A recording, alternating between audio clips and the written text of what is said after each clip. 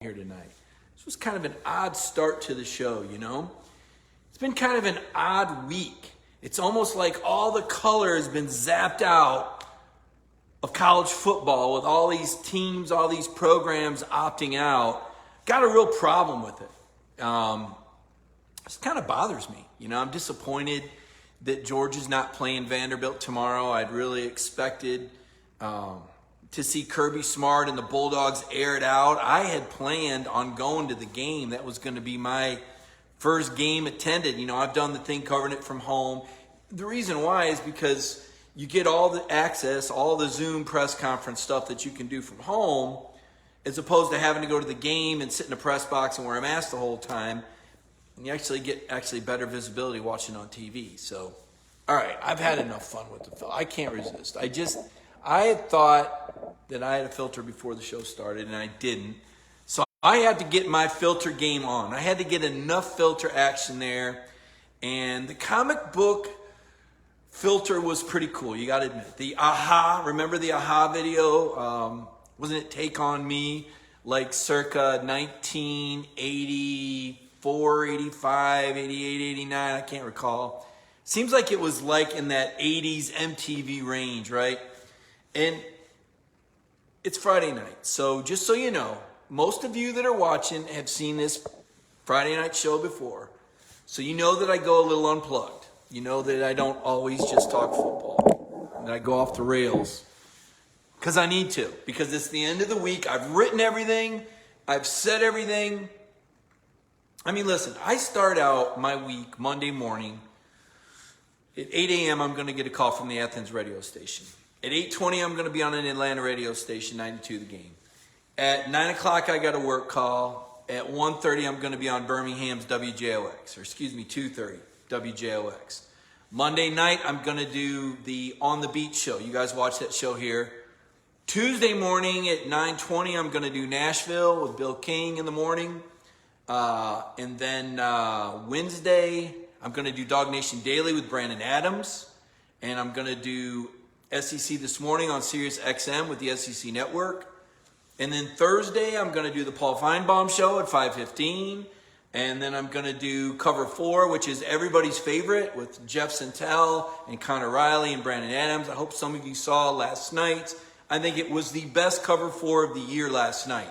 So if you get a chance, something you're going to want to watch, last night's Cover 4 was unbelievable. It was great. We had a lot of fun. I think all of us, the only person, I think Brandon was exhausted. He worked so much, but Connor and Jeff and I, we were just all over it, and Brandon did an unbelievable job tying that show together. And then it's Friday Night Mike, so here we are, and and I'm complaining because I don't have a football game to cover tomorrow, and this is what I do. I cover football. This is what I live for, right? I wake up, sometimes I wake up and I go, wow, you realize you're in Georgia, don't really have any family members here, not from here, didn't go to school here. You're just here to write about Georgia. You're here to cover Georgia. This is why you exist, Mike. This is what you do. You report on Georgia. And it's okay, I like it. I like covering Georgia. I like covering the SEC. I think some people don't get it. They don't understand it. I think people that have followed me and seen Friday Night Mike, I think all of y'all kind of get it. You're okay, we get who you are. But other people from other schools are oh, you cover Georgia, so you hate Florida, and you won't vote for Kyle Trask, and you hate Tennessee, and, you wish you could be Alabama. It's look, whoa, slow your roll here, okay? One, I've covered Alabama and Auburn. I've been down those roads. I've been in those buildings. I know those traditions. I've embraced those fan bases. I've engaged those. I know Alabama and Auburn. I don't have any problem. I was born in Mobile, Alabama. The Gulf Coast, by the way, is a very neutral place. I think the great Vince Dooley is from Mobile, Alabama. So I was born in Mobile, Alabama, on the Gulf Coast, pretty festive Mardi Gras area where we just like everything. We love it all. I grew up in Michigan, right? And Michigan is, it's cold. We got to be friendly to each other. It's too cold and dark not to be up there. Not enough sunlight, right? So you got to kind of create your own sunshine, be creative. So that goes into it. Covered Michigan State. Did 4 years in the Big Ten. I got a perspective on what the Big Ten is like compared to the SEC. You covered Tennessee, been down that road on Rocky Top, been to Florida dozens of times, covering dozens of teams, seen teams beat Florida, seen teams lose to Florida, been to Georgia as the opponent school, now as the beat guy. Man, it's just, like I said, I'm the guy at the buffet line when it comes to the SEC. I want it all. I'm piling it all on my plate. Give me some LSU. Let me add some South Carolina. And, let me get a plate of Kentucky. I like it all. I don't discriminate. So now I cover Georgia. So I look at things oftentimes through the scope of Georgia, but with also an ability to kind of take myself out and look at it from 10,000 feet. So this cancel culture thing that I brought up a month ago, was it a month when Missouri backed out? Was it? It was 3 weeks, I think, wasn't it? Or was it a month? I can't recall. But I don't mind telling you now in full disclosure, that Greg McGarity was irritated when that happened with Missouri. And it was something that was brought up on the SEC network. And I told Feinbaum, hey, there's some people getting pretty ticked off about this that feel like these schools can field teams and they're choosing not to. All you got to do is look at the roster. There's 125 guys on a college football roster. 125. 40 of them are walk-ons. Now, you could make the case, and some have made the case, and I've gotten into an argument with my buddy Cole Kubelik about this, and I like Cole, and I've done radio with him and video with him and all that stuff for years and years. But he says, those walk-ons, there's just a drop-off mic, they could get injured. They get injured every day in practice, too. There's a drop-off at practice. You don't think there's risk of injury behind the scenes? We just don't have TV cameras. If you've got the guys on the team, if they suit up and you put them on the sideline, then they should play. Otherwise, it's a scam. It's a lie. If you're going to dress those guys out and pretend that they're a part of the team, but then tell me that they can't actually play in a game, then you're scamming me, all right? And you're scamming them. You're selling false hopes to them. If you let them grind and get beat on and go through all those practices, not on scholarship, paying their own way, having that dream that maybe one day they'll have an opportunity to play in a game for the Georgia Bulldogs or the Alabama Crimson Tide or the Vanderbilt Commodores or the Tennessee Vols. They dream as walk-ons that they'll ascend. They're glad to be a part of it all. And so now here comes COVID, knocking out people with some positive tests, but mostly COVID contact, taking out some of the numbers. But instead of using these walk-ons, these programs cancel out. We're just not going to show up. We're just not going to show up. How can we not be skeptical? How can we not be suspicious? And again, I brought this up, and Feinbaum jumped all over. This was like 3 weeks. Who? Name the two. I said, Paul, it's not one school. It's just, it's human nature. And he dismissed it. Now, he's come back and said, well, you look like you're right. You saw what Kirk Herbstreit said about Michigan waving the white flag. No, Kirk came back and apologized for singling out Michigan. See, I wasn't going to single out any schools because I don't have evidence. Herbstreit probably has enough sources at Ohio State to feel like he had the evidence to put it out there, but not enough when pressed, that he was going to live and die on that hill. Kirk Herbstreit, by the way, is the best commentator in the business, in my opinion. Now, you all have your favorites. Herbstreit's mine. I'll tell you why. For years and years and years, I would do a call with Kirk Herbstreit before the Florida-Tennessee game. And I covered Tennessee back when they had open practices. I was there. I saw it all. This guy was so accurate breaking that game down. And even now, since coming on the Georgia beat, the way Kirk talked about the Justin Fields, Jake Fromm quarterback situation, the way he broke that down, he's very accurate. Kirk has got an ability to see things, to assess things, and he's got relationships to get really good juice. So I think he does a great job. So I want to be clear on that because I'm not being critical of him.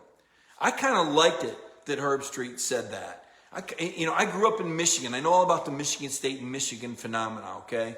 And we're not going to get into that because you'd be bored, just like I was bored with Michigan, which is why I've covered the SEC for the majority of the 30 years I've been in this business, because the Big Ten didn't care enough, wasn't passionate enough like the SEC. And I said, if I'm going to be a college football writer, I got to cover the SEC.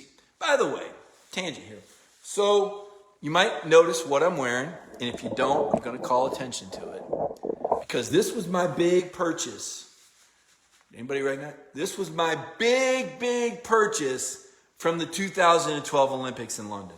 When I went and covered them for 3 weeks, I was over there for 3 weeks in London. Let me tell you, it was, and Pat Forty told me this. He said it's going to be the hardest thing you're ever going to cover, and it's going to be the most rewarding thing you're ever going to cover. And he was right. And a buddy of mine said, go spend as much money as you can on the gear over there. Well, a lot of money for me is $200. So I went and I bought this windbreaker. And I don't break it out often, but I was looking for something special to wear tonight. So I'm going to pull out the London windbreaker. I'm going to pull out the Olympics windbreaker for Friday Night Mike and tell the story. So now the story's been told, and we can get back to complaining about football. And talking about football. So Herb Street said, what's happened to the game? Players opting out, players quitting on their teammates. You know, this is a reflection of the society we're in. Well, hold on, let me finish the thought first. So let me dial it back to where I was at with how dare us question coaches, question the integrity of coaches and their willingness to back out of games. How dare you suggest a thing? How dare you suggest that a team and a coach might dodge an opponent because they don't want to be at a competitive disadvantage? How dare we suggest that? I'll tell you how dare we suggest it. Are you paying attention to the ACC? They just changed their rules to put Notre Dame and Clemson in a better and more advantageous place. They're not trying to hide it. It didn't take any COVID tests. They said, you know what?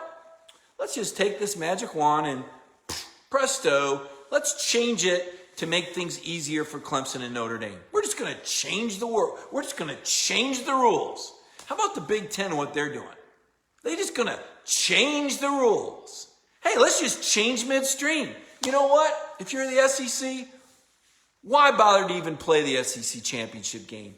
Just send Alabama to the playoff and give Kyle Trask the Heisman Trophy, and Florida can be happy because they're all worried that Kyle Trask is going to get beat by Alabama and not win the Heisman.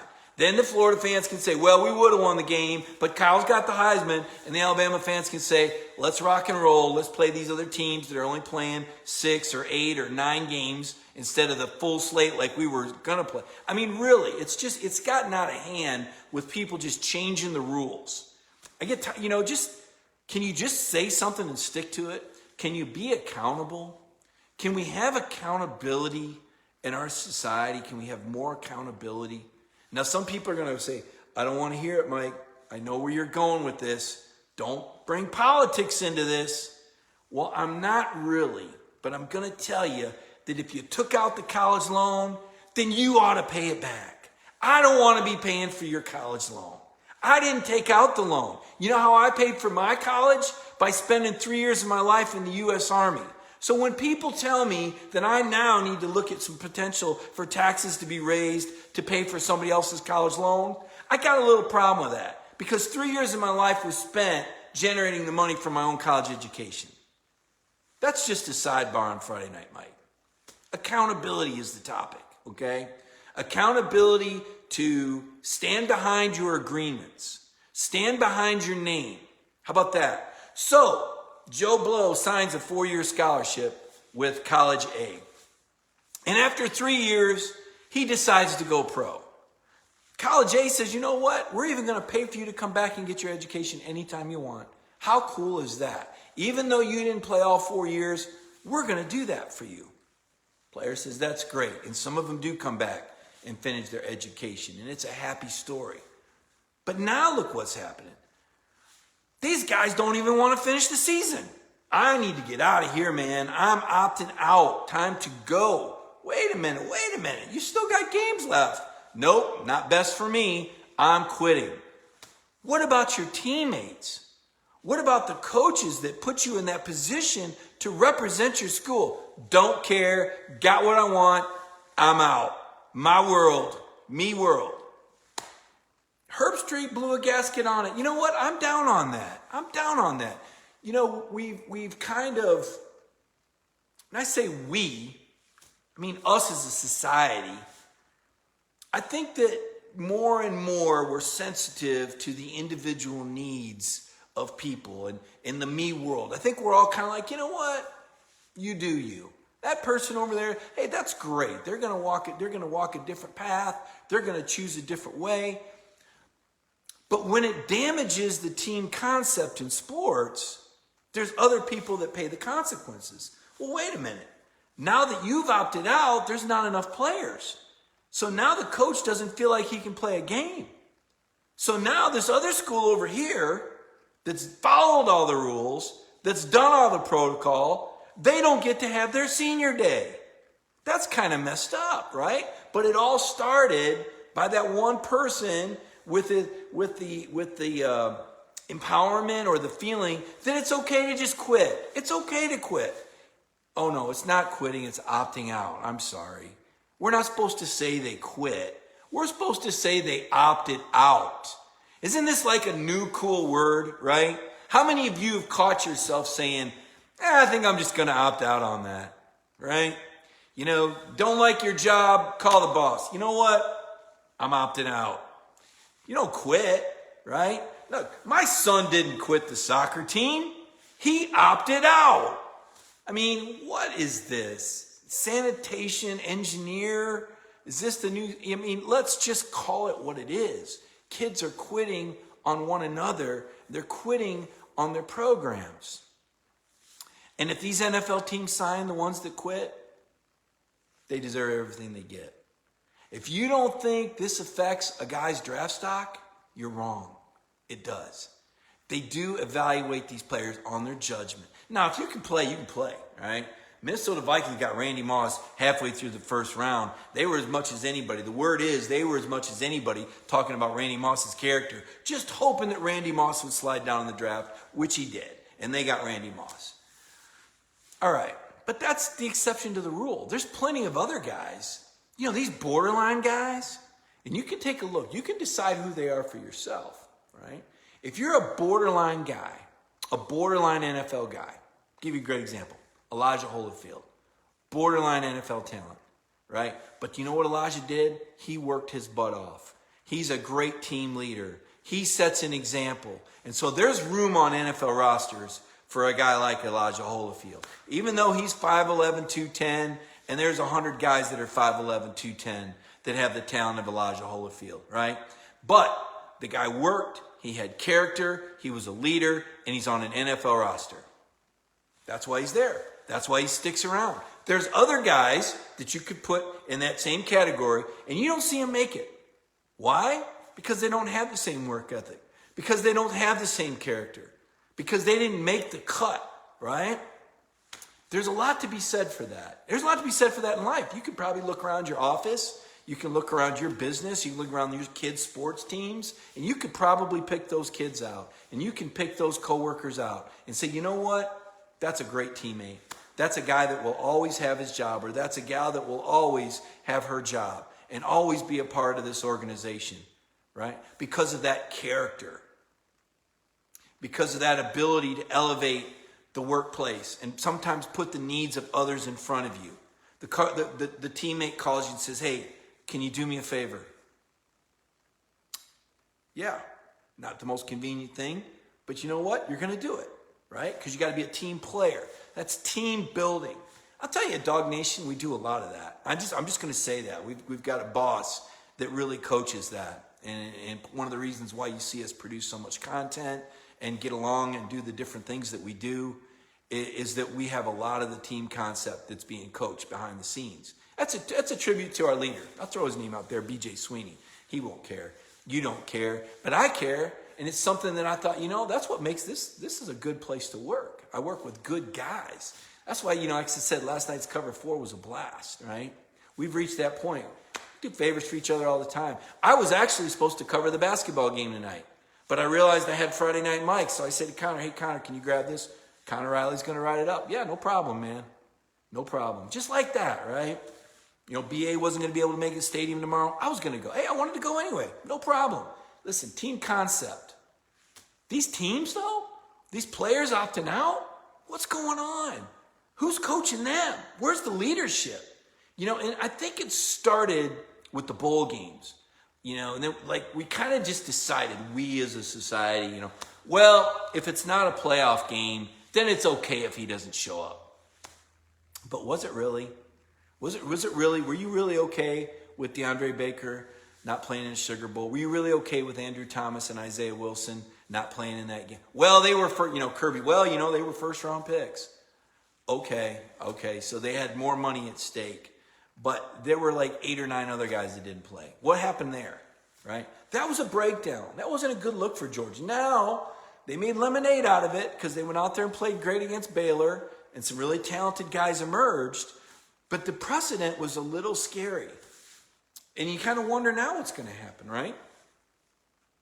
If Georgia plays Cincinnati in the Peach Bowl, I think we all sit here and say, oh yeah, that's a game Georgia will win.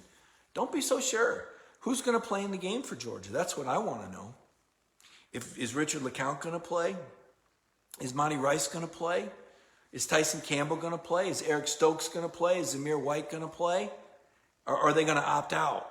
Is Trey McKitty going to play? How many guys are going to opt out because it's not a playoff? Now, is that going to happen to Georgia? Because if enough guys opt out, and let me tell you, if Cincinnati gets a chance to play Georgia, oh man, that would be a huge win in Cincinnati program history. Those guys would be so dialed in to come down to Atlanta and beat Georgia. They would play the games of their lives. Did you see the UCF LSU game a few years back?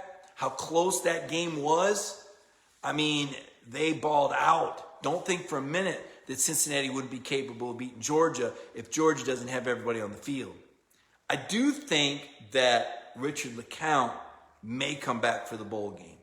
And if Richard LeCounte comes back for the bowl game, I think that'll be a big boost because I think a lot of these other guys who may not normally be as interested in playing in that game would want to play one more game with Richie. He has that much charisma and is magnetism a word? I think it is. It is now. He's that magnetic. So those are some thoughts. I have a couple other thoughts on some players. I was going to bring it up on our show. We got so carried away on cover 4 last night, I never got to it. Who are some guys that are leaving Georgia that should probably come back for another year? Well, first of all, we don't know for sure who's coming back for next year and who's leaving. But if I had to guess, I would say that Tyson Campbell and Eric Stokes are leaving. And I would think they probably should. Because I think they're both going to go in the first 2 rounds, maybe 3. Depends on the number they run on the clock. Both those guys are 4-3 guys. So those guys jump off the list at me, guys that got to go because of their talent and how fast they're going to run. I think they're just going to kill it at the combine. Malik Herring didn't have the kind of season I thought he would. Doesn't mean he's not going to play in the NFL, but he's not going to be a first rounder. You know what Alabama does a good job with that Georgia doesn't do a good job with is their guys come back unless they're going in the first round. Georgia's got guys that, like Riley Ridley. What was he doing leaving a couple years ago? What was Riley Ridley thinking? He hardly even plays in the NFL right now. I don't even know if he's going to get a second contract. Riley Ridley could have really used another year at Georgia, but for some reason he split. I don't know. Why not come back and enhance your draft stock? I don't get it. Thought maybe Trey McKitty would come back. Trey is a really talented guy. He'll get drafted, but he didn't really put any kind of numbers up this year. He didn't really show what he could do. Who else? Zamir White. Now, Zamir White's got to go. Not necessarily because he can enhance his draft stock, but because he's going to lose playing time if he doesn't. Kendall Milton, Kenny McIntosh, James Cook. All better with the ball in their hands. All better with the ball in their hands. But, it was Zamir's time. He deserved the carries, and Del McGee made sure that he got them. That's why he's getting all these touchdowns, all these numbers, all the hard work, all the perseverance. It's a matter of seniority. And good for Zamir White. And his draft stock isn't going to go up if he comes back another year. So he probably needs to go. Jamari Salyer got some reps at left tackle.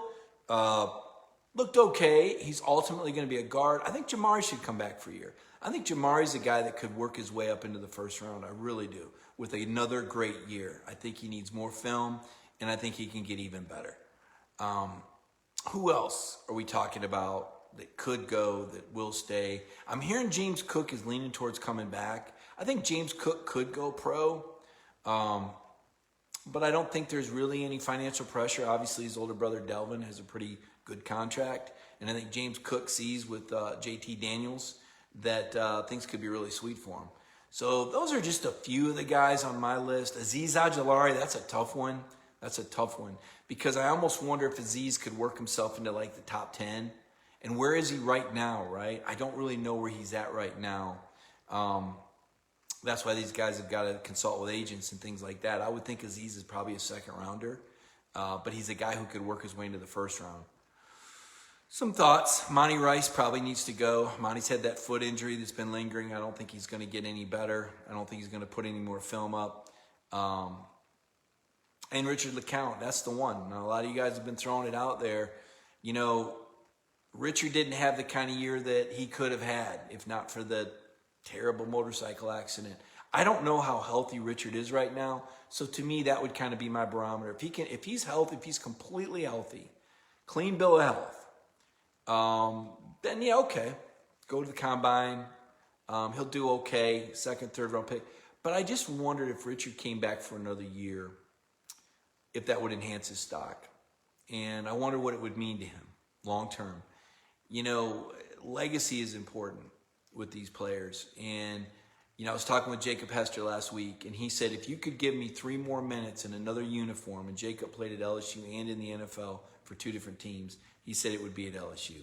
More so than any NFL team or any high school moment, he said, put me back in that LSU uniform for 3 minutes. And I think a lot of these guys don't realize until they're gone the value of these days playing college football. And these guys that are opting out, I think they're going to regret it. I really do. I know there's risk involved, but there's risk involved every day. We learned that with Richard LeCount, right? It wasn't a football injury. It was a motorcycle injury. You know, I remember a few years back, there was a guy from Michigan State named Malik McDowell. Got drafted, first pick of the second round, had an ATV injury, never played it down in the NFL. Had to pay back bonus money. I just think that you need to live in the now. I think you need to appreciate what you have. And that's what I try to do. COVID's been a bummer. Like I said, we've talked about COVID on Friday Night Mike a lot throughout the off season when we all started this show together. And it's still a grind, right? Like as I said, I was really excited. Like I was going to go to Sanford Stadium tomorrow and attend my first Georgia game of the year. Jeff Dantzler put up a photo on Twitter that kind of got my pulse racing yesterday. Just a beautiful shot of Sanford Stadium. And I thought to myself, man, I'd really like to go to that game tomorrow. I would really like to go. I think I'm going to call Claude Felton tomorrow, and I'm going to talk to my boss about it. And then my phone rang at 8:30. It was my boss saying, hey, what do you think about this? I don't want to make you do it. I'm like, no, actually, I was just thinking that. Like karma, right? Like you're thinking. Like I was just thinking I wanted to go.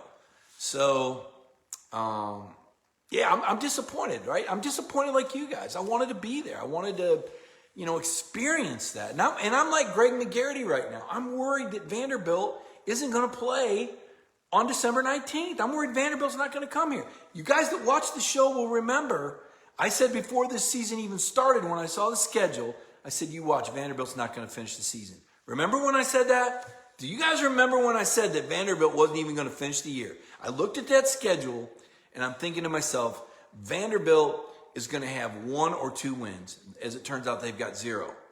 They're going to have attrition through injuries like they do every year. Georgia's going to be great.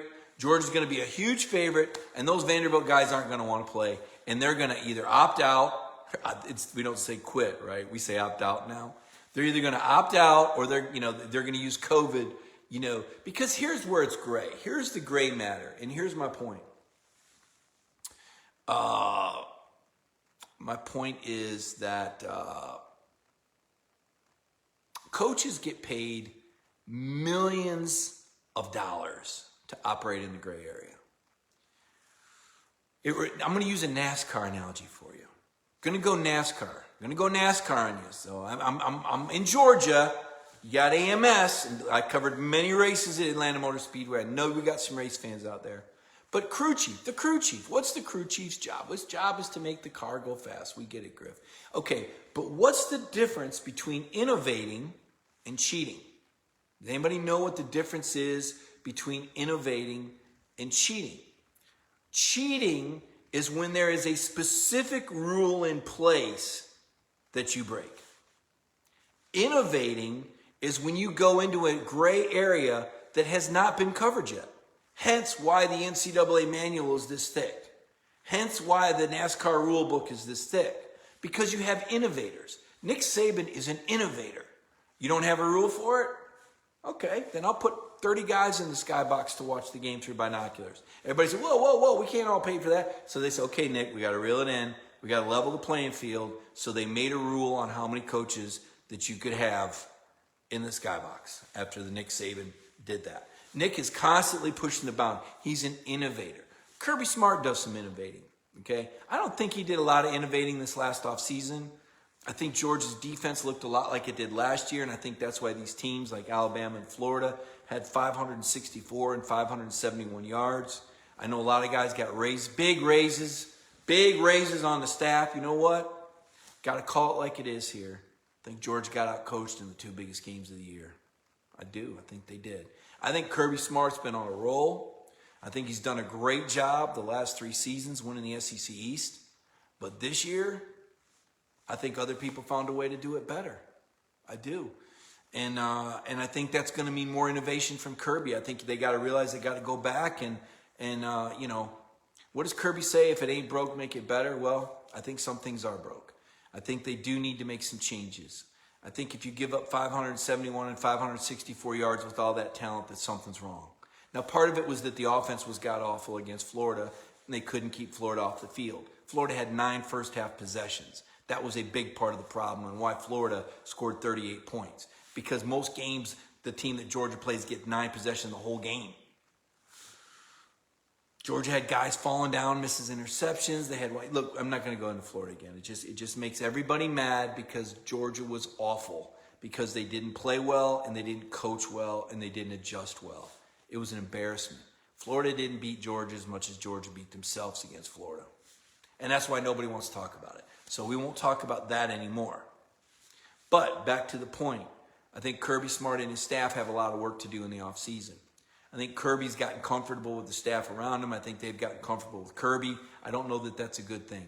You know, one of the reasons why Nick Saban and Alabama stay on top is because nobody gets comfortable. Nobody gets comfortable. You know, I used to think, and conventional wisdom was that if you didn't have continuity on your staff, it would be hard to maintain success.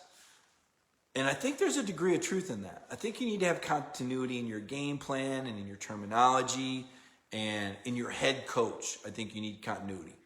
But the assistant coach continuity, I don't know. Nick Saban looks like he's doing a pretty good job over there at Alabama, changing those coordinators. Nobody ever gets comfortable. You don't get comfortable working for Nick Saban. Kirby's got a little bit of that to him.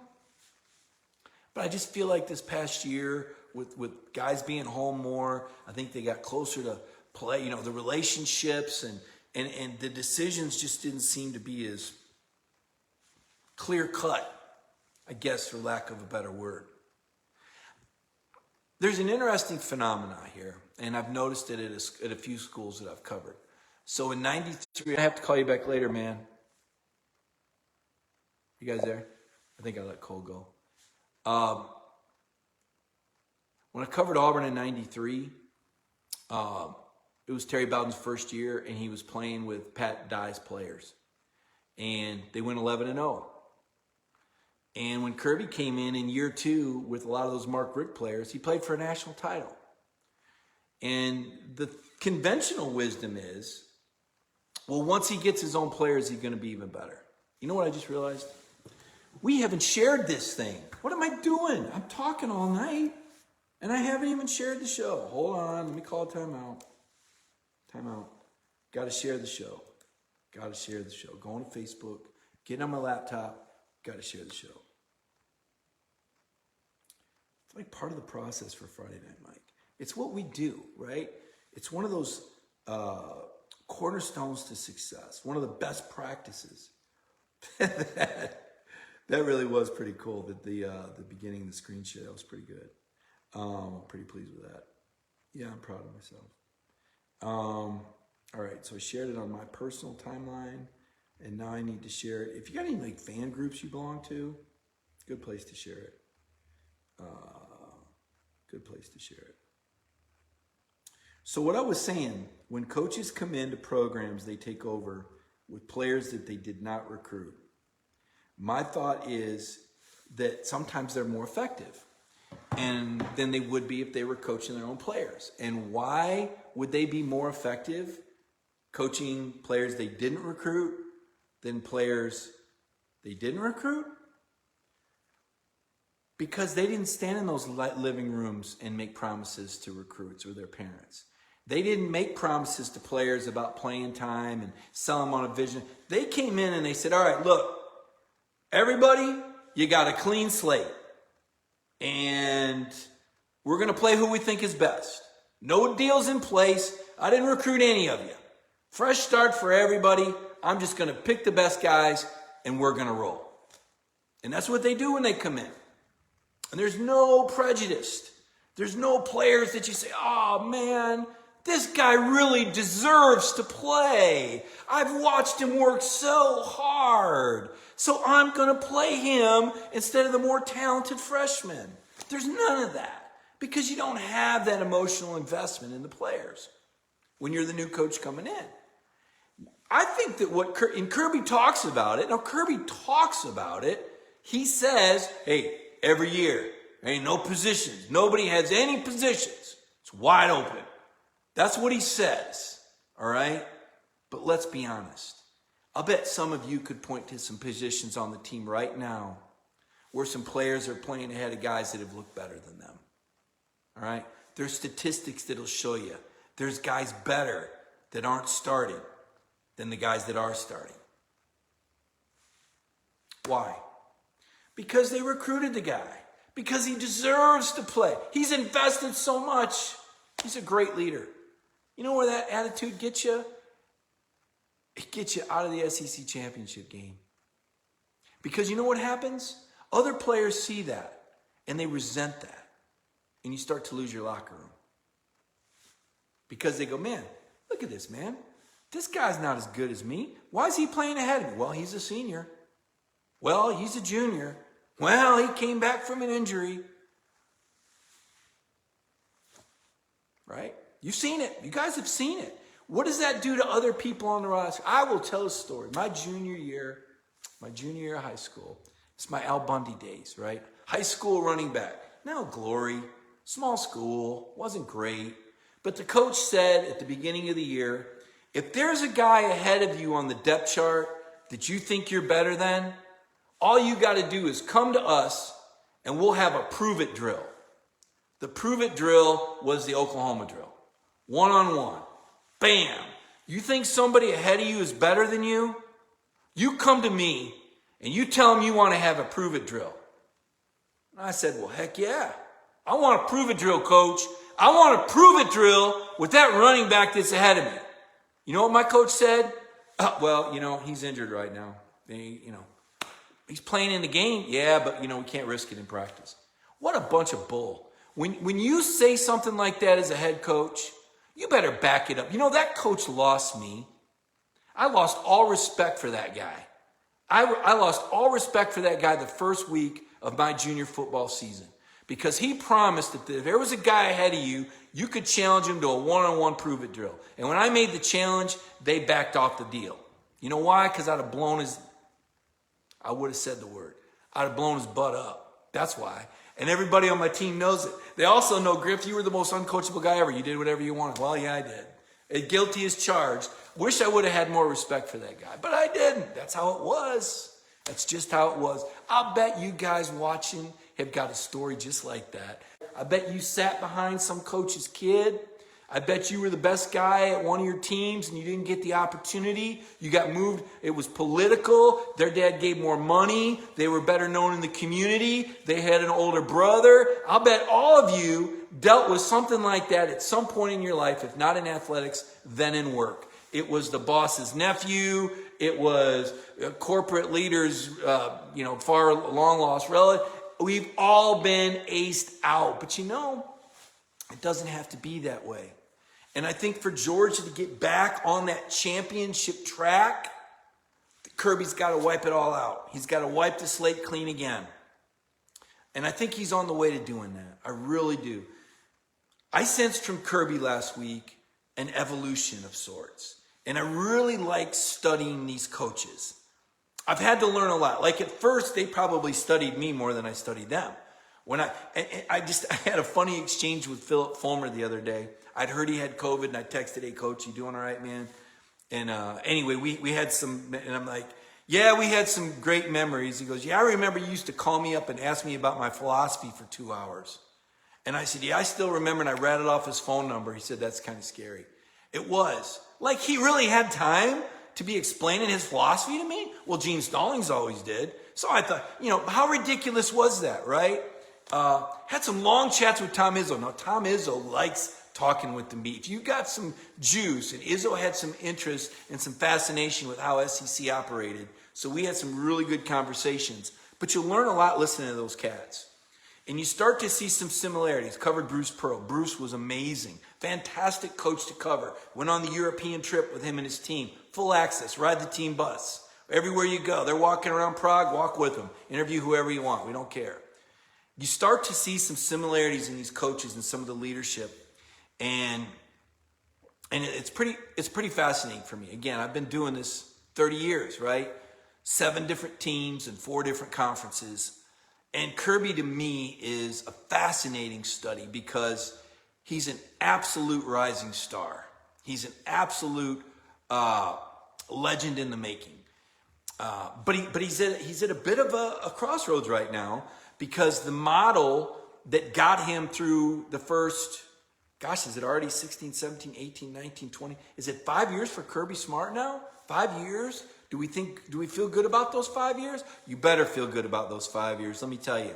Because what Kirby Smart's done on the field is go 9-6 against top 10 teams. That's remarkable, first of all. Second of all, over $170 million in facilities have gone up at Georgia since Kirby Smart's become the head coach. Not a coincidence.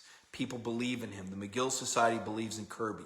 They put their money where their mouth is. Georgia is now on a level playing field with these other schools they're competing against from a facility standpoint. They were behind when Kirby took over. They're no longer behind. They can continue to recruit well, provided that Kirby can show that he has a championship plan in place. That requires the evolution of the offense. And JT Daniels has arrived at just the right time. JT Daniels is that guy.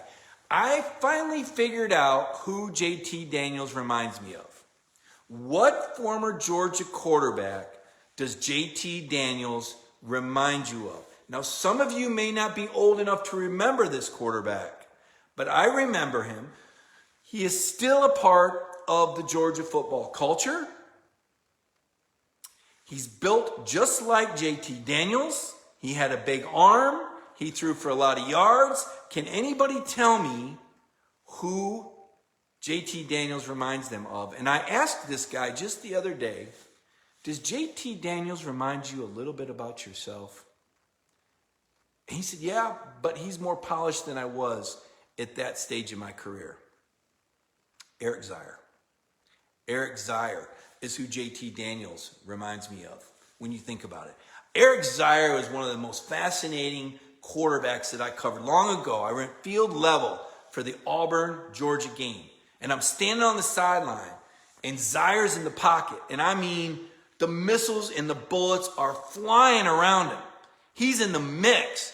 And Zeier is able to find these passing lanes and rocket these throws downfield. Dude, Eric Zeier was the SEC's all-time leading passer when he finished his career at Georgia.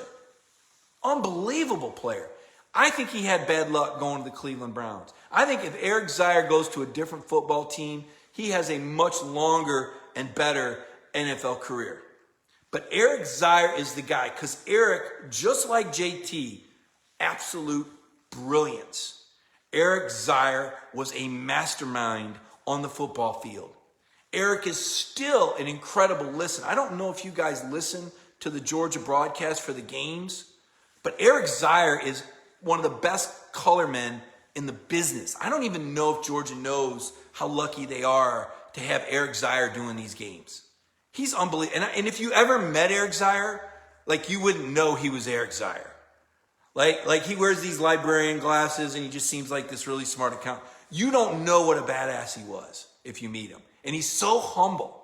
But anyway, that's the guy that JT Daniels reminds me of, is throwback to Eric Zier. Eric's he's taller than that. He looked shorter because of the Giants he was around, but JT's only 6'1". JT's 6'1", 6'2". 6'2", maybe 6'1", maybe slightly taller, but very similar build. In fact, one of the things JT's going to work on the weights in the offseason, talking to improve his mobility.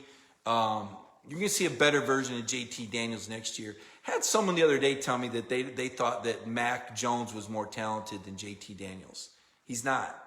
He's not. You could say he's more accomplished because he's in a better offense. But, folks, if you haven't seen the talent in JT Daniels, you're not watching. Some of the underthrows are back shoulder throws, okay? When you're throwing it to George Pickens, you just got to have it in the same area code. This guy's a monster. George Pickens is an absolute monster. I would put George Pickens in the top 5 receivers in the country. I think that when in dialing it back to Kirby Smart now, Kirby's going to design an offense and design a team around the players' abilities. He's a great coach in that respect. Some coaches can't do it different ways. Kirby can do it a lot of different ways. He's just got to get comfortable that the scheme fits the players. And I think in year 2 with Monken, I think that's really going to take off. I think you're going to see some amazing things out of the Georgia. And remember that I'm telling you, you're going to go, you know what? I remember Mike Griffith telling me that last December that this offense was going to be doing amazing things when nobody else was talking about it. I put out a tweet the other day and said that Georgia would have the best offense in the SEC next year. And everybody said, wait a minute, why would you say that? I said, who's going to be better? Who's going to be better? Maybe Auburn. Okay, you got Nick's back and you got Tank Bigsby. All right, those guys are pretty good. Not sure what they got coming back receiver-wise. Offensive line, everybody's back. But I still don't think they've got the receivers that Georgia does. When you talk about George Pickens, when you talk about Jermaine Burton, when you talk about Dominic Blaylock, when you talk about Kyrus Jackson, those are 4 NFL receivers. When you talk about JT Daniels, he's an NFL quarterback talent. When you talk about Darnell Washington, NFL talent, how does he develop? When you talk about Kendall Milton and Kenny McIntosh and James Cook, these are all guys that are going to get an opportunity in the NFL. You talk about the offensive line. Now, you know Trey Hill's out. You saw the news earlier this week. Knee surgery. Does he go to the NFL? Probably. But you got Warren Erickson back. Justin Schaefer's leaving. Hasn't finished real strong anyway. You hope that Jamari Salyer's back at left guard. Warren McClendon, right tackle, probably a freshman All-American. Got to replace Big Ben at right guard. But that room is stacked, right? We haven't even talked about Tate Radledge or Broderick Jones or Clay Webb.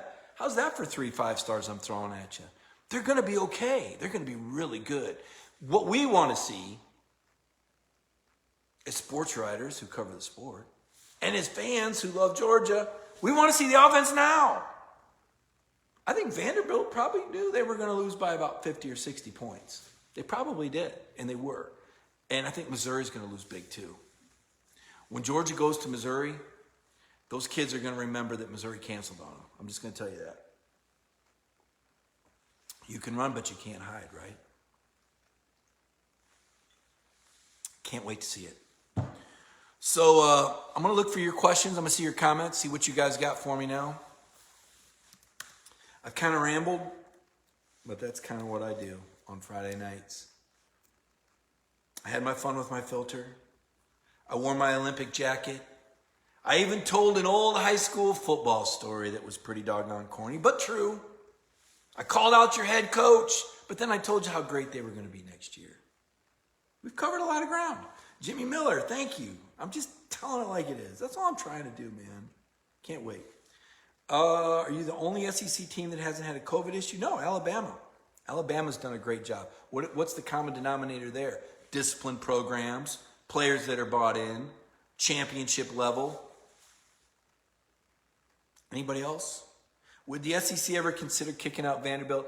I've asked Greg Sankey a couple of times about Vanderbilt's facilities, and Greg always says, we feel good about what Vanderbilt's doing. The SEC company line is, they ain't going nowhere. And all you need to do is realize they're in Nashville and it's a great place for a basketball tournament and it's a great academic school and it enhances the SEC's level, yada, yada, yada, yada. Oh, and they're good at baseball and bowling too. Okay, all right. Hugh Nash says it's time to cook. I'm not making excuses, Jimmy. I've covered college football long enough. I've seen programs win championships, go undefeated, underachieve. I can pinpoint. I've played the Monday morning quarterback, second guess game. A long time. I've heard every coach's line in the book. What I like about Kirby Smart is he fires from the gut. There's nothing phony about him. Sometimes to a point where he could use a little more diplomacy in some ways. But the thing that I saw in the last week from Kirby Smart that I felt I needed to see, not that I'm the King Kong of judging all the coaches, I'm not the greatest of anything, just a guy that's covered a lot of legends. I saw a dose of humility. And I thought, good for you, Kirby. It's okay. It's okay to say you had something wrong, or it's okay to show some humility. You don't always have to be right 1,000% of the time. I think Kirby put so much pressure on himself to be right all the time. And I think sometimes it's okay to say, didn't go like I thought it was going to go. What he said this week that I liked so much, he said, it doesn't matter how we do it. It's about scoring points. Being explosive and scoring points is more important than how you do it. That was the conclusion that I heard Kirby Smart draw this week that made me go, there's been an epiphany here. Now, he might go, what the heck are you talking about? I would have known that. You might have known it, but would you have said it? Would you have put it out there in that way? Because all I heard before is our offense is going to always be this, or our offense is always going to have that. This time he said the most important thing is scoring points and being explosive. Doesn't matter how you do it. Like he's just ready to get it on. Like, Monken, you got a plan? You going to put some points on the board and not turn it over, man? Do it, right? I think Kirby's getting closer and closer to that Saban point. It took Saban a long time to get to that point where he could hire a coach like Lane Kiffin that would drive him nuts. But he got to that point. And I'm not saying that Kirby's all the way there yet, but I think he's a lot of the way there. And I think Kirby recognizes that Dan Lanning and Schumann, they could use his help on defense more because this wasn't a great year. Now, he'll argue that. He'll tell you the defenses were fine. They had guys in the position they need to make the plays. Then you didn't coach them well enough, okay? The defense was a disappointment. This is not a defense that Kirby Smart's going to look back on and be proud of. Last year was remarkable. Remarkable. But Kirby qualified it. I'm going to give him credit because we would talk about how great last year's defense was, and Kirby would say he would always add that caveat. There were a couple games where weather was a factor.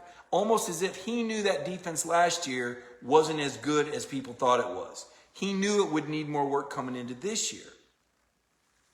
And so he's not one to try to take false credit. So that's one thing.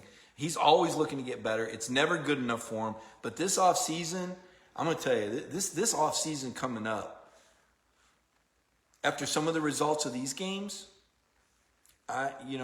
this guy's not going to rest, okay? This work in progress that is going to escalate because this is not where Kirby Smart wants to be. You think you're sick about the Florida game? Kirby Smart never had any affinity for Gainesville at all. He didn't like them. I mean, it makes him sick to his stomach to lose a game to Florida. I mean, literally, you could the pain and the anger was so evident. And I've seen it enough to know when it's real and when it's not. Let me tell you, that guy I felt bad for Kirby. I worried about it. I said, man, this guy's not going to sleep for a week. Yeah. Who calls the defense, Cisco says. Listen, who calls the offense, who calls the defense? On game day, your coordinators are making calls, but you've got to understand an entire week of planning has gone into situational. So it's almost like you already know what you're going to do. When they do A, B, and C, we're going to do D, E, and F, right?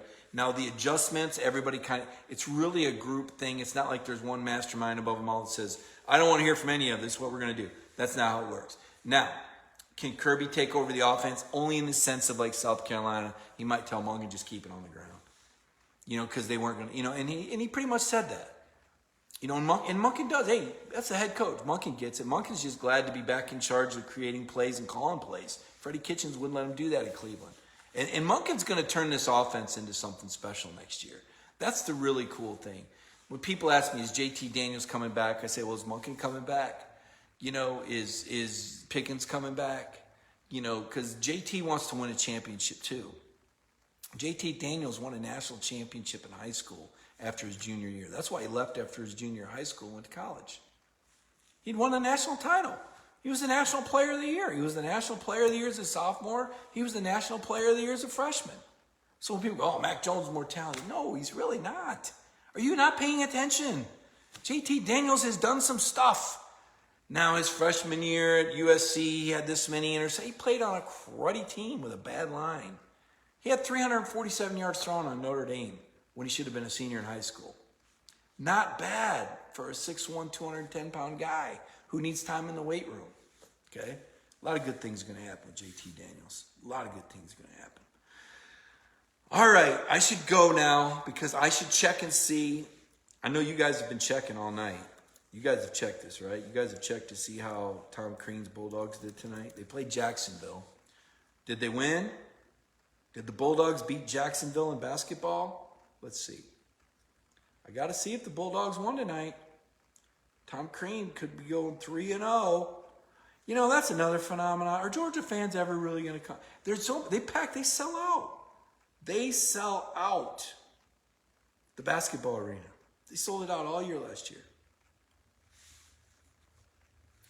And they're selling it out right now. Did you know that?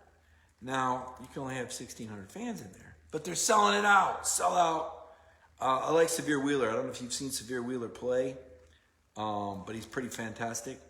He opened the year with 2 double-doubles, and I am checking right now to see if Severe had another double-double tonight. Let's see if the Georgia Bulldogs basketball team won. I'm surprised none of you guys can give me a score. Come on, you're slacking, guys. Today's event, basketball, game stats. Oh, man, did they ever. 98-65. And Severe had another double-double. That's 3 straight games for Severe Wheeler with a double-double. 21 points and 10 assists. Wow. 5 guys in double figures. Toumani Camara from Belgium with 19 points. P.J. Horn, the Virginia Tech transfer, with 12 points. Justin Kier with 11 points. 98-65 over Jacksonville. Okay. They finished the game on a 9-0 run. I can sleep tonight. The Georgia basketball team won. William Perry. Don't be such a smart aleck. So tomorrow I'm going to have a story on who's going to the Senior Bowl. Good idea from Centel. We're going to put some content out there. I'm going to do 3 things from Kirby. I'm going to write down some of the things I talked about tonight, some of the things I noticed that Kirby, some things that I like, the change there. And now it's that.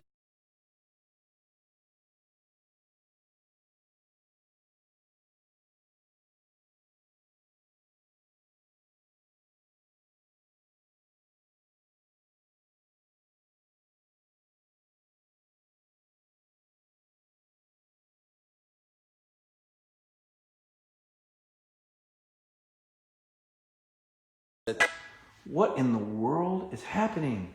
It's filter time. You know what that means? Oh wow, look at this.